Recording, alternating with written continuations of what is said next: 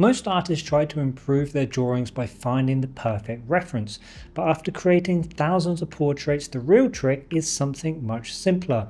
So I'm going to show you exactly what that is and how you can use it to draw professional level portraits in a much quicker way. To start, let me show you why relying on a high quality reference could actually be holding you back. For years, I couldn't figure out why some portraits felt quite easy and others made me want to pull my hair out, even when I was working just as hard. But once I started getting sent low quality photos for commissions, I realized that sometimes those bad references actually made my drawings easier, and in some cases, they turned out better. To prove this, let me show you some references that my most recent client sent me. Now this first one is actually quite a good quality photo. You can see nice details in his eyes, everything is relatively crisp. He has a nice expression, so you might think this would actually make a nice drawing. But this is exactly where a lot of artists trip up. Let me show you why. When we turn this black and grey, there's literally no readability. He basically camouflages into the background. His face is completely flat. But why is that? Because the light source is coming from above and behind him, so it creates this compressed flat looking image. So not only would it make a terrible drawing, but it would also make it extremely difficult to do. Sure, you can add contrast, but contrast is made for enhancing the image, not trying to fix it. A good drawing isn't just down to emotion alone. We also need something practical, something that can translate nicely into a drawing, which these next two both have. Let me show you. When we grayscale them, immediately we can see the clarity in their face because the light source is coming from in front of them. So already we have better photos. But more importantly, they both have good tonal separation. You can clearly see the darks, mids, and light tones. If I paint over these tones, it becomes really apparent. Here's why tonal separation is so important. If we take our first image and we compare it to our tonal scale, you can see everything basically sits in the middle. There's no separation of tones, making it really flat. But when we take our other two images and we compare, you can see there's a wider range of tones. There's more separation. This gives the drawing more shape, and also it means that it's easier to do because there's better readability. Now, if we compare the two images, this one here is clearly a better quality photo.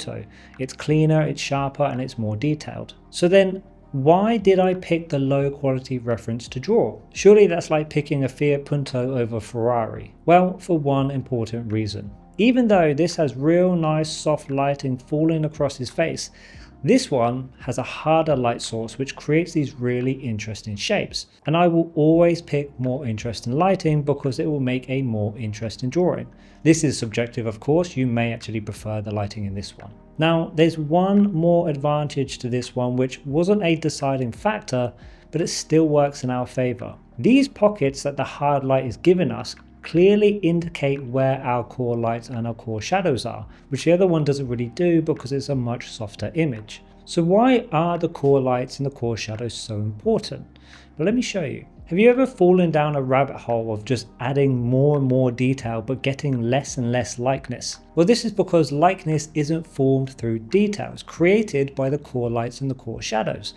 This gives us the integrity of the person. We can actually draw 20% of the portrait, but capture almost 100% of their likeness.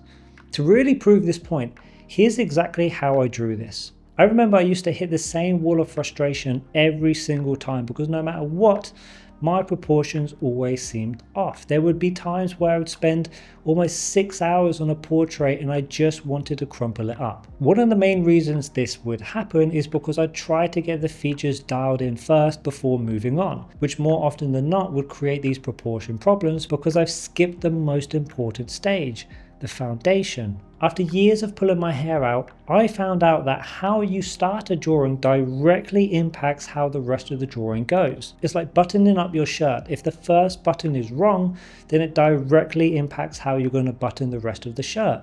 It's the same with drawing, which is why building a strong foundation first is so important, because it means you'll be building on top of what's already there rather than trying to fix everything along the way. Now I actually get excited for this stage and I give it my most attention because I know it will make the rest of the drawing 10 times easier. Here's the key. The core lights and the core shadows are like the scaffolding to the portrait. They create structure and form right from the start. I don't add midtones or details at this stage because it would just create chaos. It's like doing laundry and not separating your colors from your whites. If you throw them in all together, you're going to end up with a bad result. And it's the same with drawing. If you mix all your details with your tones too early, you're going to end up with a bad result. I used to do this all the time and it was so frustrating. I'd always end up just fighting with the drawing instead of actually working with it.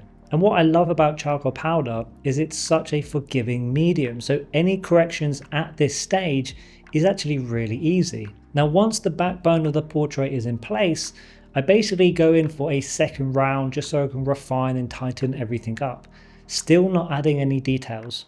Now this is where I start to add texture and I start to give the drawing a more interesting look. So I tone my paper with charcoal and water. Doing it this way, it does wash out some of the definition, but that's pretty normal.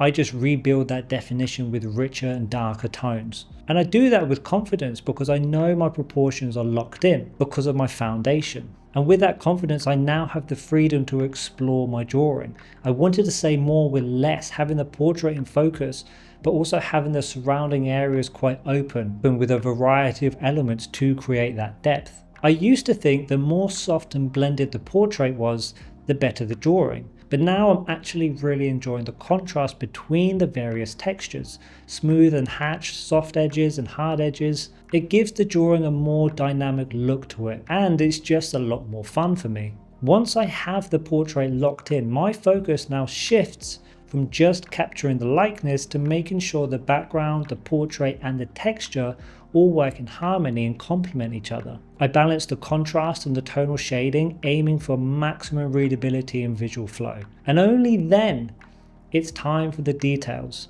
The wrinkles around the eyes, the definition in the teeth. I noticed the shadow side isn't quite dark enough and the portrait feels a bit camouflaged against the background, so I deepen those shadows just a little bit, which really helps the subject pop forward. Now you have to be careful because this is where tunnel vision starts to creep in, and it's very easy to overdo these kind of areas. A little extra shadow can make all the difference, but too much and you lose that subtlety. Finally, it's just the last little tweaks, refining the features, adjusting the definition, and the portrait is complete.